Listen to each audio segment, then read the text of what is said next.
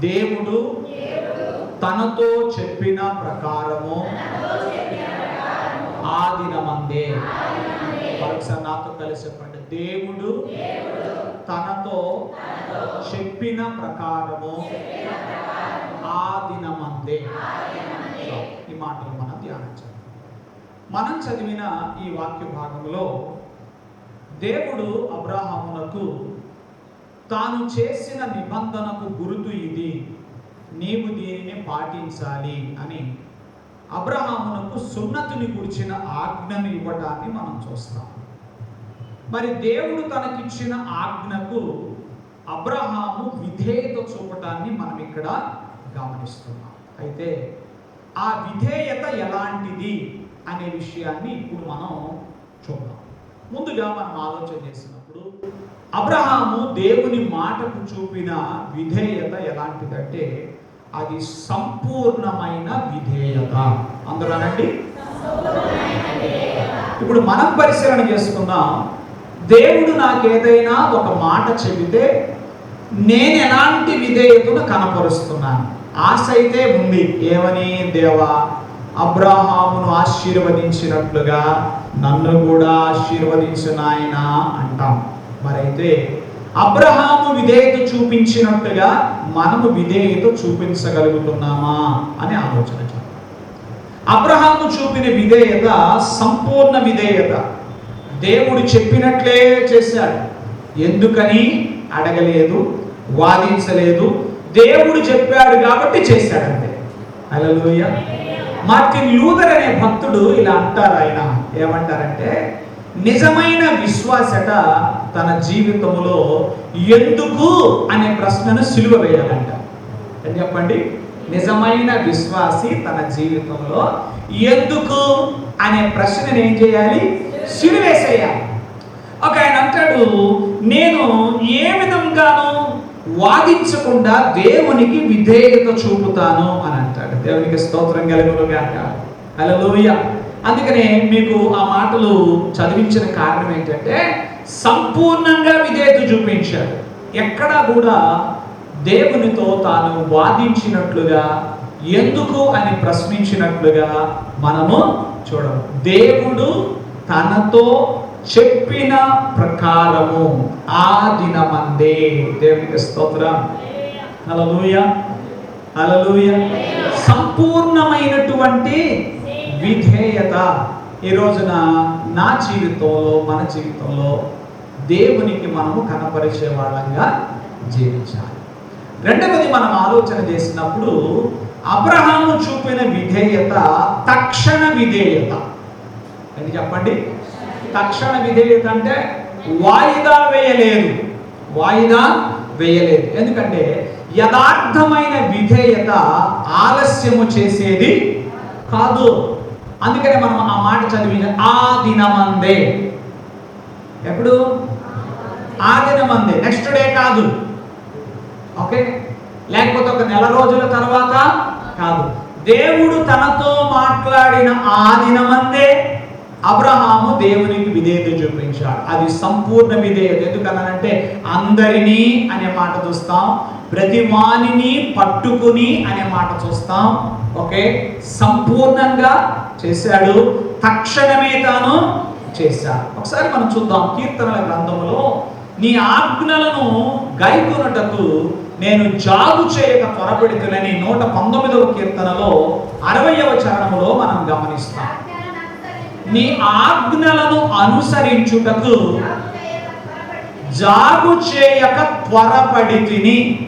నీ ఆజ్ఞలను అనుసరించుటకు జాగు చేయక నేను త్వరపడితిని అని అంటున్నాడు. దేవుడు మనకి ఏదైనా ఎప్పుడైనా ఒక విధిని గైకొనవలసినదిగా మనతో చెప్పాడు అంటే, ఒక ఆజ్ఞను గైకొనవలసిందిగా చెప్పాడు అంటే, ఆయన ఒక నిబంధనతో మన ముందుకు వస్తున్నాడు, ఒక ఆశీర్వాదంతో మన ముందుకు వస్తున్నాడు. అది మనం స్వతంత్రించుకోవాలి అని అంటే మనము ఆయన ఆజ్ఞలకు గైకొనే విషయంలో జాగు చేయక మనం ఏమవ్వాలి? త్వరపడాలి. అందుకనే అబ్రహాము ఎప్పుడైనా చెయ్యొచ్చు అంటారా?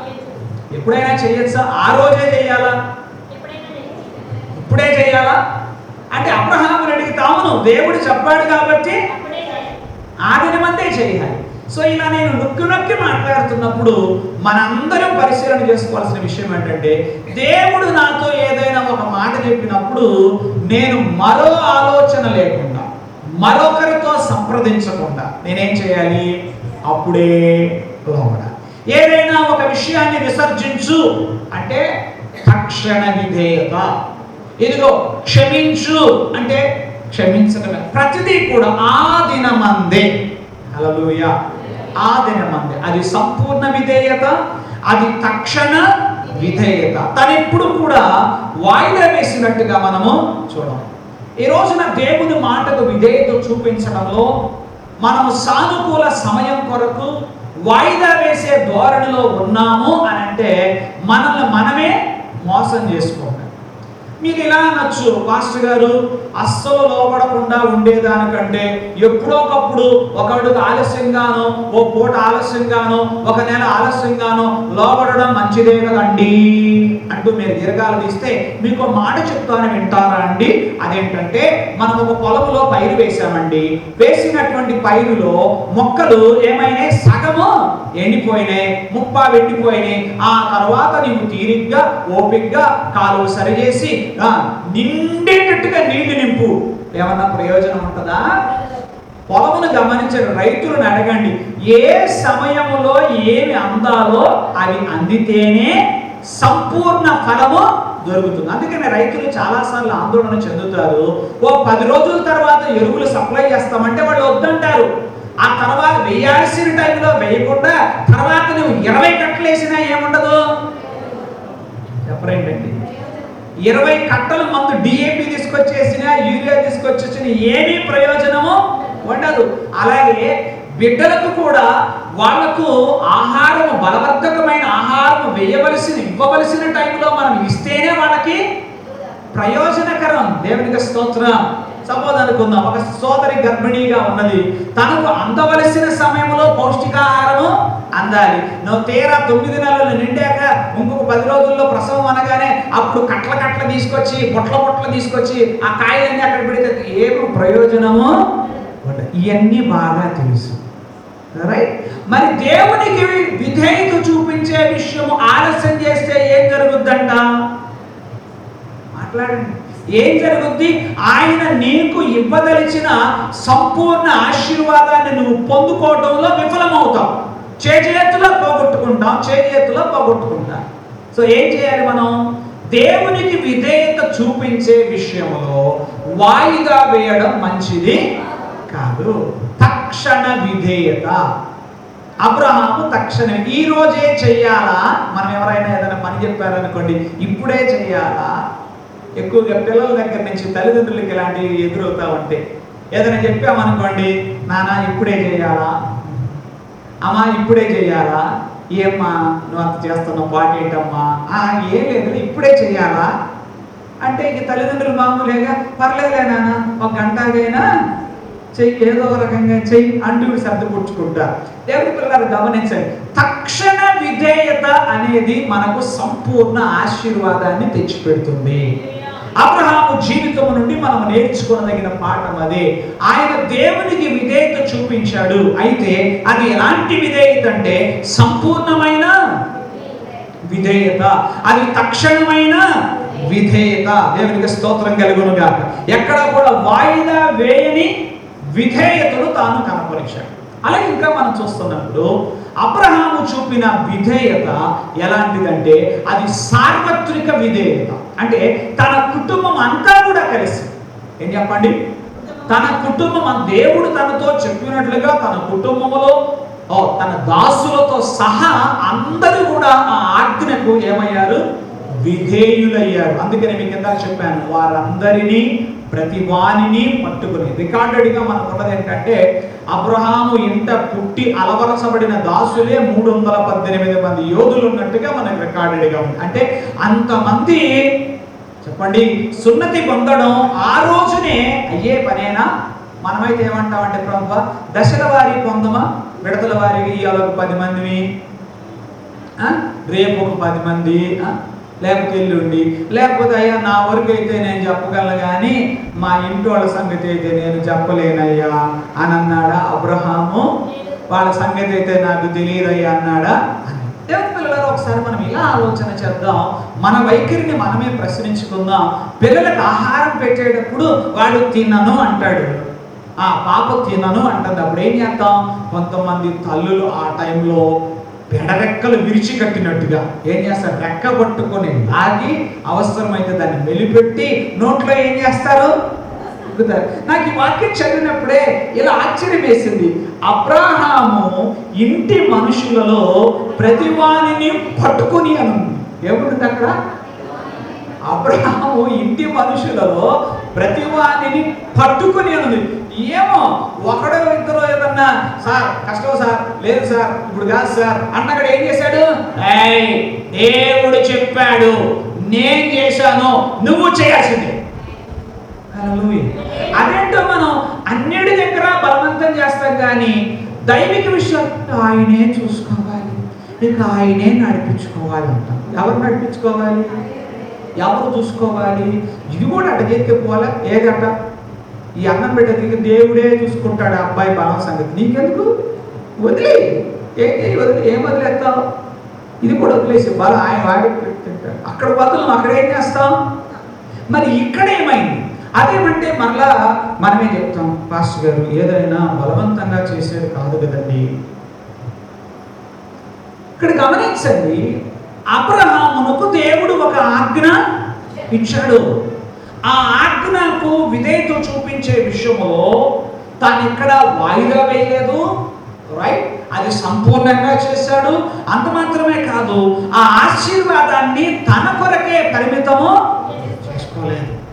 ఇప్పుడు మనం వండామండి, ఒక శ్రేష్టమైన రుచికరమైన భోజన పదార్థం వండాం. పిల్లలు కొన్నిసార్లు తినమంటారు. తినమన్నప్పుడు మనం ఏం చేస్తాం? నా కోసం వండుకున్నానా, నా బలమా, నాది అయిపోయింది, నువ్వు అని చెప్పి ఏం చేస్తామంటే వారిని ఎలాగైనా ఆ శ్రేష్టమైన దాన్ని వాళ్ళకి అందించడానికి మనం శతవిధములుగా ఏం చేస్తామంటే ప్రయత్నము చేస్తాం. సో అబ్రహాము చూపించిన విధేయత తన కుటుంబ సమేతముగా చూపించాడు. అది కుటుంబ యజమానులకు ఒక గొప్ప మాదిరిగా నిలుస్తుంది. దేవునికి స్తోత్రం కలుగునుగా. హల్లెలూయా. తన ఆ మాట చాలా కీలకమండి, మీరు గట్టిగా గమనించండి. అబ్రహాము ఇంటి మనుషులలో ప్రతివానిని పట్టుకున్నాడు. ఆమె ప్రతివానిని పట్టుకుని దేవుడు తనతో చెప్పిన ప్రకారం ఆ దినమందే. దేవునికి స్తోత్రం. హల్లెలూయా. అబ్రహాము పట్టుకున్నట్టుగా మనము పట్టుకుందుము గాక. ఆమేన్. పట్టుకో. ఏం పట్టుకుంటావు? నువ్వు చాలా వాటిలో పట్టుకుంటావు, చాలా వాటిలో పట్టుదల కలిగి ఉంటావు. ఏ విషయంలో పట్టుదల కలిగి? ఇది దేవుడు చెప్పాడు రా, ఎవరు చెప్పారు? ఆ ఊరుకోండి, కుదరదు, నా వల్ల కాదు అని అంటున్నాను. నువ్వు చేయాల్సిందే. నువ్వేమవ్వాలి? ఈ ఆజ్ఞకు విధేయత చూపించాలి. లోబడితే మనకు ఆయన ఆశీర్వాదం. నేనొక్కడనే కాదు, నువ్వు ఆశీర్వదించబడాలి. నేనొక్కదాన్నే కాదు, నీవు ఆశీర్వదించబడాలి అంటూ అలా మనము మన కుటుంబములను దేవుని సన్నిధిలో ఆయన ఆజ్ఞకు లోబడే విధంగా మనము నడిపించుకునే కృప ప్రభు మనకు దయచేయుట. హల్లెలూయా. దేవుని పిల్లలారా, అది కుటుంబ సమేతముగా సార్వత్రికంగా చూపించిన విధేయతగా మనము చూడాలి. అది తన వరకే కాదు, నా మట్టుకు నేను లోబడుతున్నాను, నా వరకైతే నేను ప్రార్థన చేసుకున్నాను, ఏమో నాకు తెలియదు, ఏమో నాకు సంబంధం లేదు అని మనం మాట్లాడకూడదు. అబ్రహాము అన్ని విషయములలో ఆశీర్వదించబడడానికి గల కారణం ఇదే. ఏంటంటే ఆయన దేవునికి విధేయత చూపించే విషయంలో అది తన వరకే పరిమితము చేసుకోలేదు. తన ఇంటిలో ప్రతి వారును దేవుని ఆజ్ఞకు విధేయత చూపించేలాగా ఆయన వారిని పట్టుకున్నాడు. ఆయన వారిని ఏం చేశాడు? పట్టుకున్నాడు. పట్టుకుని దేవుని ఆజ్ఞకు విధేయత చూపించడానికి కుటుంబముతో కదిలి వచ్చాడు. ఎందుకంటే దేవుడు అలానే చెప్పాడు. ఏమన్నాడంటే చూడండి, 23వ వచనం ఆజ్ఞ అక్కడ ఉంది. అప్పుడు అబ్రహాము తన కుమారుడిని తన ఇంట పుట్టిన, చెప్పండి, తన ఇంట పుట్టిన వారందరినీ, తన వెండితో కొనబడిన ఎందుకలా చేశాడు? రైట్. ఇప్పుడు 17వ అధ్యాయం 13వ వచనానికి రండి. 13వ వచనం, నీ ఇంట పుట్టిన వాడును నీ వెండితో కొనబడిన వాడును తప్పక సున్నతి పొందవలెను. సో దేవుడు తప్పదు అన్నాడు. ఏం చెప్పండి, మాట్లాడాలి. దేవుడు ఏమన్నాడు? తప్పదు అన్నాడు. తప్పదా? తప్పదు. చెయ్యాలా? చెయ్యాలి. ఆజ్ఞకు లోబడాలా? లోబడాలి. ఏంటి సార్ అంత బలవంతం అంటే? దేవుడు తప్పదు అన్నాడురా. దేవుడు ఏమన్నాడు? తప్పకుండా చేయాలన్నాడు. సో నువ్వు తప్పకుండా ఏమవలసిందే, లోబడవలసిందే అని చెప్పి తన ఇంట పుట్టిన వారందరినీ కూడా దేవుని ఆజ్ఞకు లోబడినట్లుగా తాను చేశాడు. సో ఈ 3 విషయాలు మనం ఆలోచన చేద్దాం. అది సంపూర్ణమైన విధేయత, అది తక్షణ విధేయత, అది సార్వత్రిక విధేయత, లేదా కుటుంబపరమైన విధేయతగా మనము చెప్పుకోవచ్చు. తర్వాత 4వ విషయం చాలా కీలకమైనది. అదేంటంటే అబ్రహాము ఈ సున్నతి పొందడానికి చాలా అభ్యంతరాలు ఉన్నాయి. ఫస్ట్ అండ్ ఫార్మోస్ట్ ఏంటంటే ఏజ్ ఫ్యాక్టర్. ఏంటి చెప్పండి, మనమే ఏదన్నా మినహాయింపులు కోరే అవకాశాలు ఉంటే అసలు దేన్ని వదిలిపెట్టాం. మన జ్ఞానమంతా రంగరించి అక్కడ చూపిస్తాం. ఎక్కడ చూపిస్తాం చెప్పండి, చెప్పండి, ఎక్కడ చూపిస్తాం? ఏదైనా ఒక విషయంలో ఎక్స్క్యూజ్ మీ అని అడగాలన్నా, మినహాయింపు కావాలన్నా ఏమేమి ఉపయోగపడతాయో అన్ని రకాలుగా ఉపయోగిస్తాం. ఇప్పుడు స్త్రీలు మీరు ఉన్నారు చూసారా, నేను స్త్రీని అనే మినహాయింపు కోరతారు కొన్ని విషయాలు. సపోజ్ ఏదైనా బరువైన పని అప్పు చెప్పారనుకోండి, పాస్టర్ గారు మేము ఆడవాళ్ళం కదండి అంటారా? ఎందుకంటే రెడీగా ఉంటుంది ఆ కార్డు. ఏ కార్డు? నేను స్త్రీని అనే కార్డు. అలాగే మనలో కొంతమందికి నేను వృద్ధుడను, వృద్ధురాలను అనే కార్డు రెడీగా ఉండదు. దేనికి పెడతారో అని చెప్పామనుకో, నేను ముసలివాడను కదా, నేను ముసలిదానను కదా. కొంతమందికి ఈ కార్డు ఉంటుంది, మేము పిల్లలము కదా. ఏం చెప్పండి, మేము పిల్లలము. ఇంకొకటి మేము పేదవాళ్ళము కదా. ఇవన్నీ ఏం కార్డులు చెప్పండి, మాట్లాడండి. ఓ పనప్పు చెప్పారు పాస్టర్ గారు, మేము పేదవాళ్ళం కదండి. ఇంకొంతమంది అంటారు మాకు చదువు లేదు కదండి. ఎన్ని కార్డులు ఉన్నాయండి? ఎన్ని కార్డులు చెప్పండి. ఒక కార్డు ఏంటి, మేము స్త్రీలము.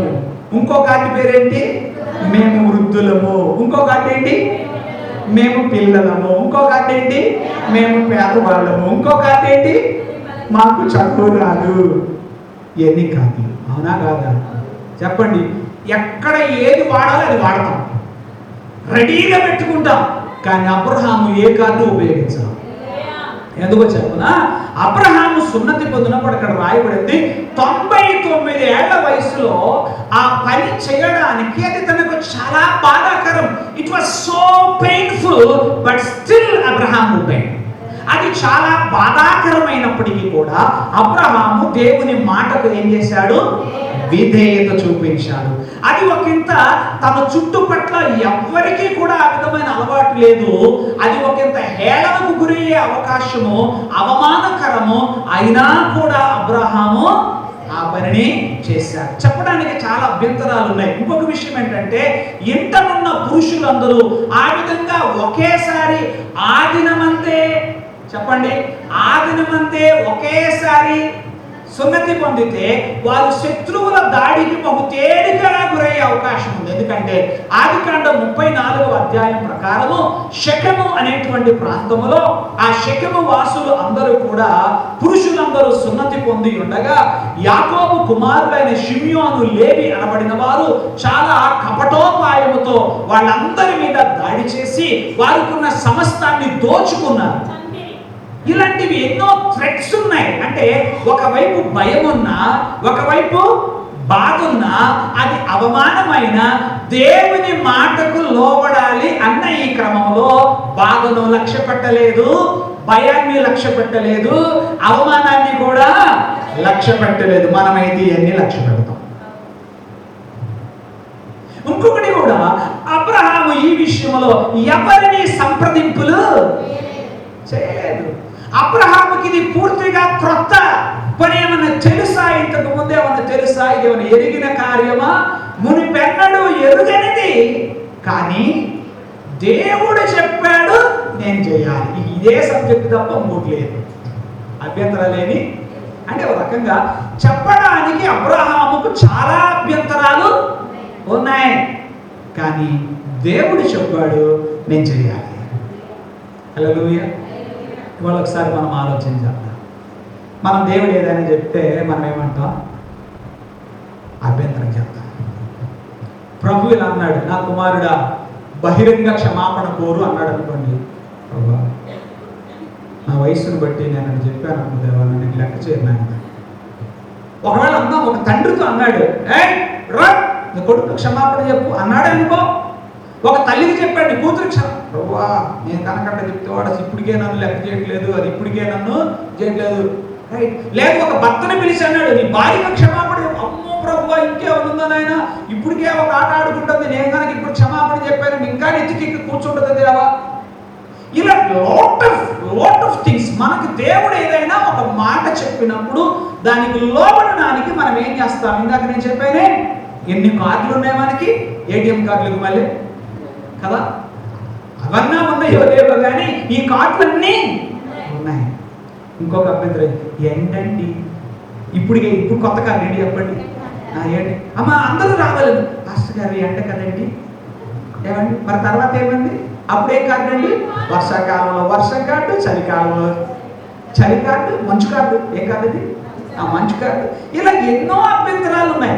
కానీ ఇక్కడ మనం గమనిస్తే దేవుడు అబ్రహాముతో ఒక ఆజ్ఞ, ఒక మాట, ఒక విధి, ఒక కట్టడ నియమించినప్పుడు దానికి వ్యతిరేకంగా ఎన్నో అభ్యంతరాలు ఉన్నప్పటికీ కూడా అబ్రహాము దానిని చేశాడు. అంటే దేవుని ఆజ్ఞకు లోబడే విషయంలో బాధను లక్ష్య పెట్టలేదు, భయాన్ని లక్ష్య పెట్టలేదు, అవమానాన్ని లక్ష్య పెట్టలేదు, వెరీ గుడ్, వయస్సును లక్ష్య పెట్టలేదు. దేవునికి స్తోత్రం కలుగును గాక. దేవుడు చెప్పాడు, దేవుడు తనతో చెప్పిన ప్రకారము ఆ దినమంది. ఇది నేను ఎందుకు ఇన్నిసార్లు చెప్తానండి, మీరు మర్చిపోకూడదు.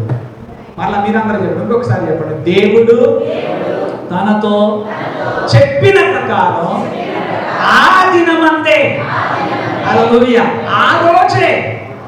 ఇది కొంచెం కష్టతరమైన పని అయినా కూడా ఆ రోజే చేయడానికి ఎందుకు ఇట్లా అబ్రహాము తొందరపడేవాడు? దేవుని పిల్లలారా, సహజంగా దేవుడు మనతో ఏదైనా చెప్పినప్పుడు మనము సంప్రదింపులు చేస్తున్నామంటే ఆయన మనం నమ్మనట్లేదు. ఇప్పుడు చూడండి, మనం ఎవరైనా ఒక డాక్టర్ గారు నీకు ఆపరేషన్ అవసరం అన్నారు, మనం ఆ డాక్టర్ గారిని పూర్తిగా నమ్మామనుకోండి, మనం ఏం చేస్తాం? ఇంకెవరైనా సంప్రదిస్తామా?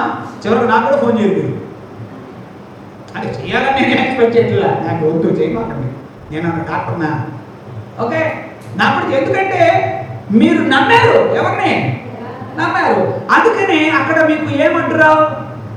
అమ్మా డబ్బులు తెప్పిస్తావు. ఎక్కడుండి? పాస్టర్ గారు ఇది నాకు అవసరమేనా? అవసరమమ్మా, నువ్వు చేయించుకు చచ్చిపోతావు తల్లి అన్నాడు అనుకోండి, వెళ్ళి పడుకుంటారు. అక్కడికి వెళ్ళి బెడ్ కాడి లేదా కింద పడుకోలేని సరే నాకు ఆపరేషన్ చేసింది అంటారు. ఎందుకమ్మా? అయ్యా మీకు చెప్పిన తర్వాత ఇక అసలు క్షణం కూడా నేను ఆలస్యం. మరి డబ్బులు ఏమన్నా తెప్పిస్తాను, మరి బట్టలు తెప్పిస్తాను. బట్టలు లేకపోయినా తెప్పిస్తారు, చెప్పండి. డబ్బులు లేకపోయినా తెప్పిస్తారు, మనుషులు లేకపోయినా తెప్పిస్తారు. ఎందుకంటే ఆ డాక్టర్ గారు చెప్పారు, ఆయన ఏదైనా చెప్పాడంటే అది నా మేలు కోసం చెప్తారు, ఆయన చేయించుకోమన్నాడు. మన కోటలో ఎవరైనా ఫోన్ చేసి వదినా ఇప్పుడు వద్దంటే వదినా అంత మంచిది కాదంట, అమ్మాక ఆయన చెప్పాడంటే ఏంటి అంతే, నాకేదో అవసరం ఉంది అందుకేనా ఆయన చెప్పాడు. మరి డబ్బులు అయ్యే వస్తాయి, ఎక్కడి నుంచి వస్తాయి? వస్తున్నాయి, ఎక్కడి నుంచి వస్తున్నాయి? మనుషులు వస్తున్నారు, ఎక్కడి నుంచి వస్తున్నారు? ఎందుకంటగా అంటే నీవు ఆయన మాటకు లోబడడంలో నీవిక ఎవరినీ సంప్రదించదలుచుకోలేదు. హల్లెలూయా. ఇప్పుడు అబ్రహాము చుట్టూ ప్రజలు లేరా? కనానీయులు లేరా? హిత్తీయులు లేరా? ఫెరిజ్జీయులు లేరా? వాళ్ళలో ఎవరినైనా సంప్రదిస్తే వాళ్ళు ఏమంటారు? ఊరుగా ఈ వయసులో ఏంటి సర్లే, పిల్లలకి చేసేలా కానీ నువ్వు చేస్తే సస్తావు, అసలుగా 99 మామూలు విషయం కాదు. నువ్వు కానీ పుట్టుకున్నా అట్లా సున్నది చేయించుకున్నావు లేదా చేసుకున్నావు, ఏమైపోతావు? నువ్వు చచ్చిపోతావు అని అంటే అబ్రహాము ఆగిపోను, అది ఎవరిని కూడా సంప్రదించలేదు. హల్లెలూయా. దేవుని పిల్లలారా, మనము దేవుని ఆజ్ఞకు విధేయత చూపించడంలో అబ్రహామును పోలి నడుచుకుంట అది మనకు ఆశీర్వాదకరము. హల్లెలూయా. ఆయనైతే సున్నతి విషయంలో లోబడ్డాడు. మరి నీవు నేను ఏంటి? ఒకసారి మనం ఆలోచన చేస్తే బైబిల్లో సున్నతికి సమానమైనది బాప్తిస్మం కాదు, కానీ అటువంటిదే పోలినది. దేనికి పోలినది? బాప్తిస్మం. ఎందుకంటే సున్నతి నాడు అబ్రహాముకు దేవుడు చేసిన నిబంధనకు గాను అది తన శరీరమందు ఒక బాహ్యపరమైన గురుతుగా ఉంది. అలాగే బాప్తిస్మం కూడా క్రొత్త నిబంధన విషయంలో అది ఒక బాహ్యపరమైన గురుతుగా మనకు కనబడుతుంది. ఎందుకు నేను ఇలా చెప్తున్నానంటే, అపొస్తలుడైన పౌలు గారు కొలస్సీయులకు రాసిన పత్రికలో ఉన్న మాటను ఒకసారి మనం చూద్దాం.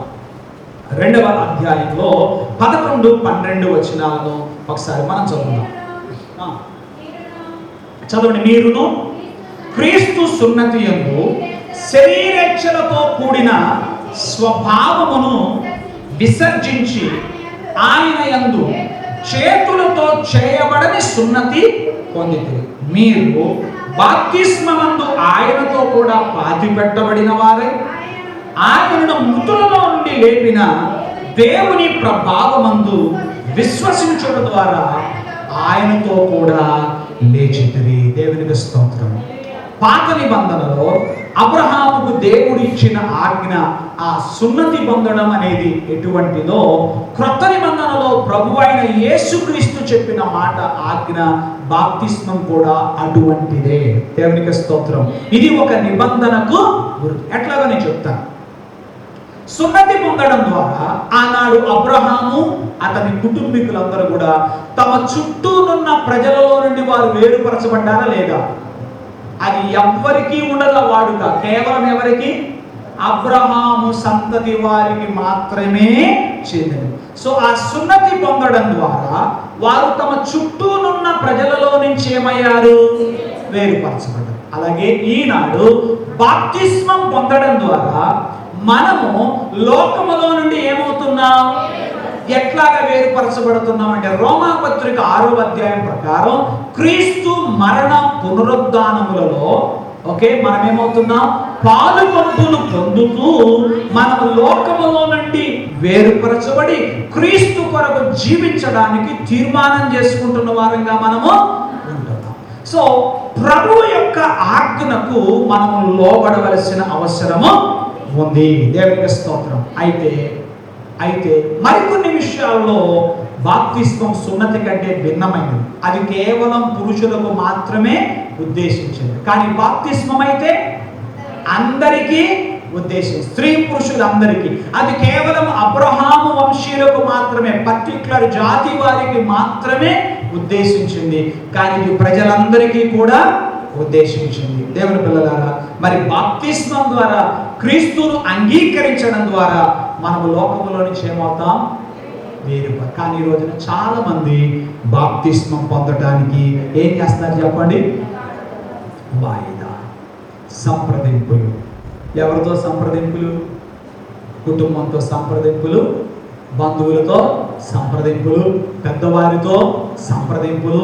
ఇప్పుడు కాదు, ఎప్పుడు ఒక మాట నేను ఇలా అనే వాళ్ళు ఏమంటారంటే, ఇప్పుడు కాదు, మరి ఎప్పుడు? అది చెప్పాలి కదా కనీసం. ఇప్పుడు కాదు, ఓకే, మరి ఎప్పుడు? అది తెలియదు. అంటే ఇండెఫినెట్గా మనం ఎలా మాట్లాడతాం? ఇప్పుడు కాదంటే ఎప్పుడో మనము సపోజ్ ఎవరైనా మనం అన్నామండి, ఎవరైనా అడిగాము, ఇప్పుడు కాదు అన్నారు, మరి ఎప్పుడు? సపోజ్ అనుకుందాం, మనం ఒక వ్యక్తి నన్ను అడిగాడు, ఏమని? పాస్టర్ గారు మిమ్మల్ని కలవచ్చా? ఇప్పుడు వచ్చి అన్నారు. నేను ఇప్పుడు కాదు, మీరే అన్నారు. మీ గురించి మనం మాట్లాడుకున్నాం. మీరు ఒకరు నాకు ఫోన్ చేసి, పాస్టర్ గారు ఇప్పుడు వచ్చి మిమ్మల్ని కలవచ్చా అన్నారు. నేనేమన్నాను? ఇప్పుడు కాదు. వెంటనే మీరు ఏమంటారు? మరి ఎప్పుడు రమ్మంటారు పాస్టర్ గారు అంటారు. ఏంటి? ఎప్పుడు రమ్మంటారు? ఇప్పుడు కాదు, ఓకే. ఎప్పుడో కూడా చెప్పకపోతే మీరు నా గురించి ఏం భావిస్తారు? అసలు పాస్టర్ గారు మనం వెళ్ళి కలవడం ఆయనకి ఇష్టం లేదు. అందుకే ఇప్పుడు కాకపోతే ఎప్పుడో చెప్పాలి. వాళ్ళు కాదన్నా మరి రేపు చెప్పాలా? లేదు ఎల్లుండి చెప్పాలా? పొద్దున కాదు సాయంత్రం చెప్పాలా లేదా? లేదు పని ఇలా అన్నావు, నేను ఫోన్ చేసి చెప్తాను, మరి చెప్పాలి. వాళ్ళు నేను ఫోన్ చేసి కూడా చెప్పలేదు. అప్పుడు ఏమనుకుంటారు మీరు? ఏమనుకుంటారు? అసలు మనం కలవడం ఆయనకి ఇష్టం లేదా? అది అసలు మ్యాటర్. అది అసలు మ్యాటర్ ఏంటి? అసలు మ్యాటర్ ఏంటి?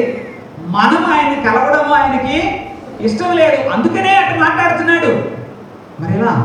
దేవుని పిల్లలారా, మనం ఆలోచన చేస్తే అపొస్తలుల కార్యములు 22వ అధ్యాయం పౌలు గారు తనకెదురైన అనుభవాన్ని సాక్షి రూపంగా చెప్తున్నాడు.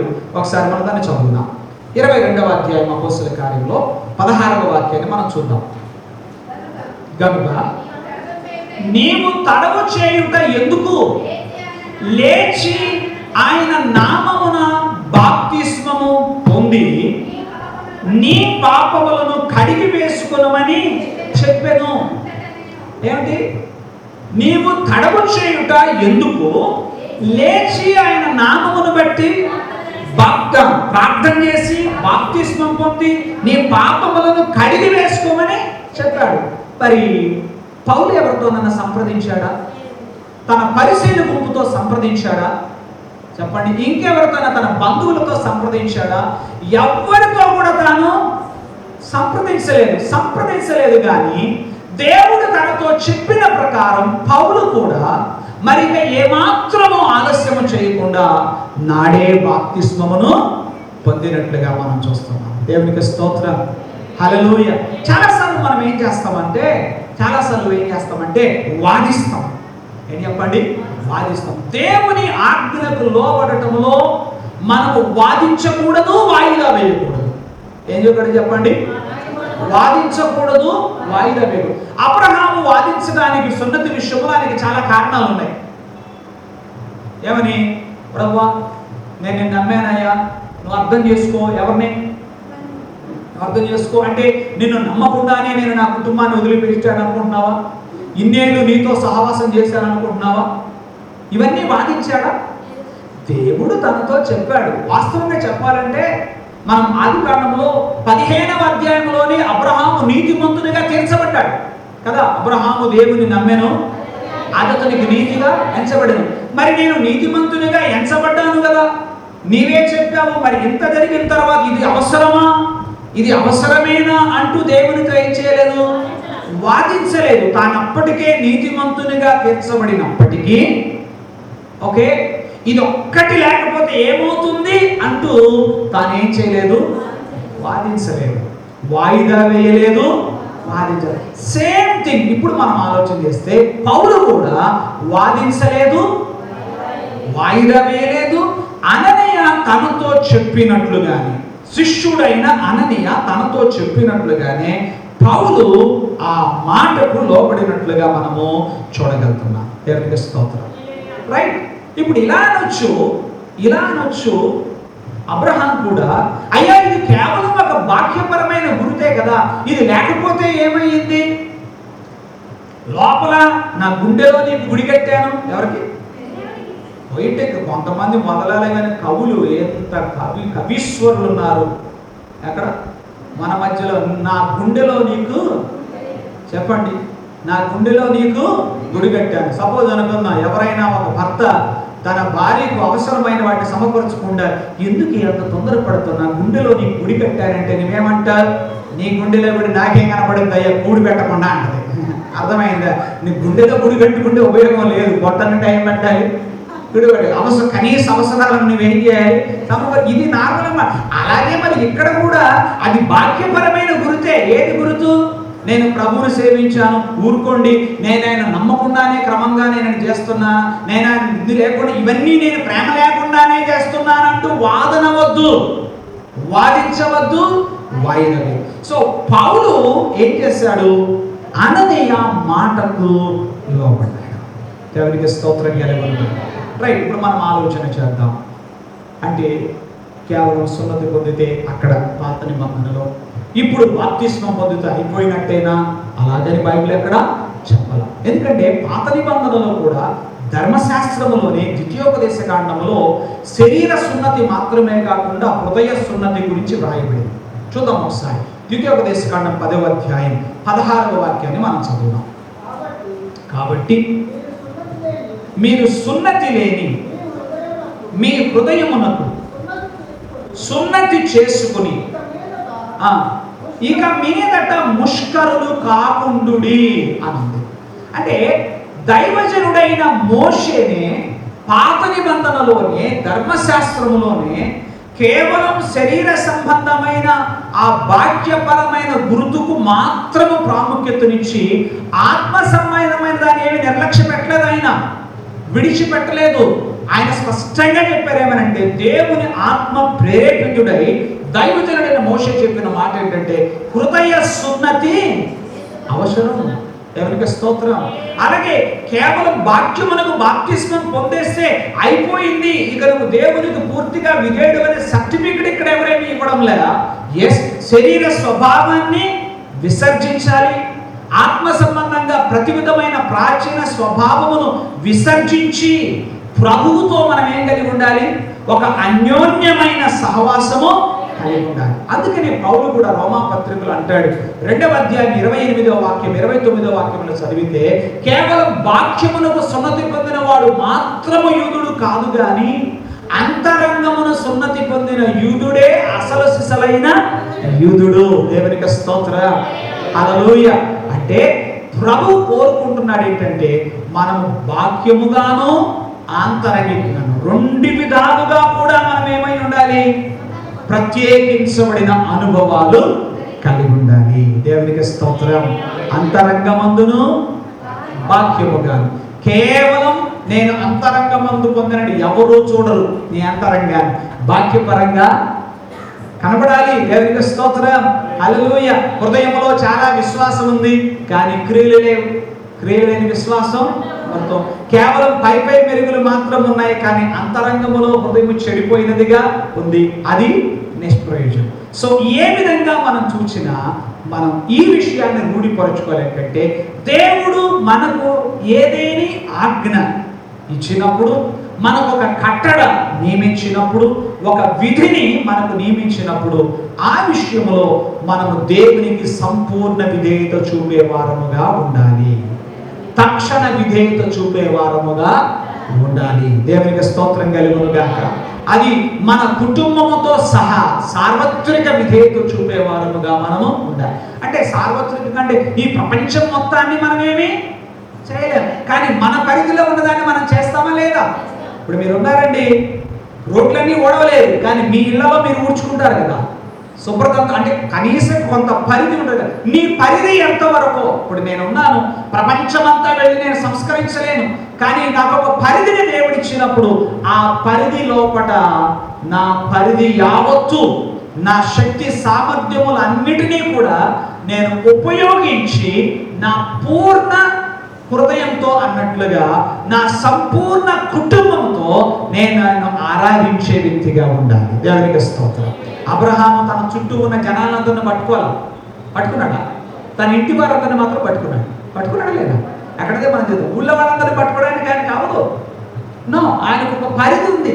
సో ఆ పరిధిలో అబ్రహాం ఏం చేశాడు? లోపడ్డాడు. దేవునికి స్తోత్రం కలుగునుగా. ఎక్కడ ఏ విధమైన అభ్యంతరాలు చెప్పలేదు. చాలా ఉన్నాయి. మరి ఈ రోజున మనం ఆలోచన చేద్దాం. దేవుని ఆజ్ఞకు లోపడటంలో కొన్నిసార్లు మనం కొన్ని నష్టపోవాల్సి ఉండొచ్చు. ఎందుకంటే అప్పటి వరకు ఫ్రెండ్స్గా ఉన్నవాళ్ళే ఎవరికి, ఒక ఫెలోషిప్లో ఉన్నవాళ్ళే ఎవరికి, పౌలుకు.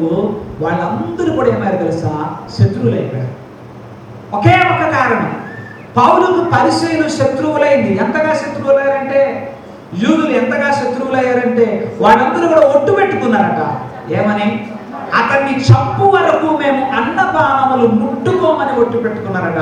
అంతమందికి తాను అంతమంది చేత ద్వేషించబడతానని ఎరిగినా కూడా, ఎంతమంది చేత? పరిసయ్యులందరి చేత తాను ద్వేషించబడతానని ఎరిగి కూడా, యూదులందరి చేత తాను తిరస్కరించబడతానని తెలిసినా కూడా దేవుని మాటకు అంగీకారాన్ని తెలిపాడు. హల్లెలూయా. మనం ఎన్ని బేరీజ్ వేసుకుంటాం దేవుని మాటకు లోబడే విషయంలో. ఏంటి, ఎలా ఉంటుంది? నేను దేవుని మాటకు లోబడితే ఎక్కడైనా లాస్ అవుతానా? అట్లయితే కష్టం, అలాగైతే కష్టం, ఇలాగైతే కష్టం అంటూ మనము అభ్యంతరములు చెప్పే వారముగా ఉండకూడదు. దేవునికి స్తోత్రం కలుగునుగా. హల్లెలూయా. మనమందరూ కూడా ఈ విషయాన్ని ప్రభువా, నాకు అవమానమైనా నేను నీకు లోబడతాను, అది నాకు కాస్తంత బాధ కలిగించే విషయమైనా నేను నీకు లోబడతాను. ఓకే, అది కాస్తంత నాకు నష్టము కలిగించే సంగతి అయినా నేను నీకు లోబడతాను. అది అబ్రహాము యొక్క విధానం. మనము ఆ విధానములోనికి హల్లెలూయా. ఆది అపోస్తలులు కూడా అలాగనే ప్రభువుని ఏం చేశారు? వెంబడించారు. వారికి అవమానాలైనా వెనుదీయలేదు, పలు రకాలైన అభ్యంతరాలు వాళ్ళకున్నా వాళ్ళు కేవలం క్రీస్తు నామము నిమిత్తమే కదా, వాళ్ళేదో ఇంకో ద్రోహాలు చేసి ద్వేషించబడలా. నో, వారు హంతకులుగా నుండి ద్వేషించబడలా. వారి ఇతరత్ర సమాజంలో భయంకరమైన పాపములు చేసి వాళ్ళు ద్వేషించబడలా. కేవలం క్రీస్తు నామము నిమిత్తము వారు ఏమయ్యారు? అందుకనే ప్రభు, నా నామము నిమిత్తము మీరు హింసించబడి దూషించబడినప్పుడల్లా మీరు సంతోషించండి అన్నాడు. మీరు ధన్యులు అని చెప్పి ఆయన మాట్లాడారు. దేవునికి స్తోత్రం. హల్లెలూయా. కనుక నీవు తడవు చేయుట ఎందుకు? లేచి ఆయన నామమున ప్రార్థన చేసి బాప్తిస్మం పొంది నీ పాపములను కడిగి వేసుకో. మళ్ళీ తప్పుగా అర్థం చేసుకోకండి సుమా. బాప్తిస్మం పొందితే పాపాలు కడిగివేయబడతాయని చెప్పలేదు. ఓకే, అయితే బాప్తిస్మం పొందడం అనేది దేవుని యొక్క ఆజ్ఞ. ఆ ఆజ్ఞకి ఏమవ్వాలి? మనం లోబడాలి. ఇంకా మీలో బాప్తిస్మం పొందని వారు ఎవరో నేను ఎరుగుదును ప్రత్యేకంగా. మీ చేతులు ఎత్తమని నేను అడగడంలా, కానీ వాక్యాన్ని ధ్యానించండి, వాక్యానికి లోబడండి, దేవుని మాటకు లోబడండి. నాకు లోబడమని నేను చెప్పడంలా. తడవు చేయకండి. ఆమేన్. హల్లెలూయా. అలాగే మీ కుటుంబాన్ని అబ్రహాం పట్టుకున్నట్టుగా పట్టుకోండి. ఏం చేశాడు? ఆ మాట అక్కడ ఆగిపోతున్నాయి, నేను ముందుకు వెళ్ళలేకపోతున్నా. ప్రతి వాణిని ఈ ముసలోడికి 99 ఏళ్ళ ముసలివాడు ఇంట్లో ప్రతోడిని పట్టుకోగలిగాడంటే మన వల్ల అవుతుంది. కొంతమంది అంటారు 30 ఏళ్ళు కూడా ఉంటుంది, పాస్టర్ గారు మా అబ్బాయిని అసలు పట్టుకోలేకపోతున్నాను పాస్టర్ గారు. అమ్మా, మా అబ్బాయిని పట్టుకోలేకపోతున్నా. మరి ఈయనట్టు పట్టుకున్నాడండి.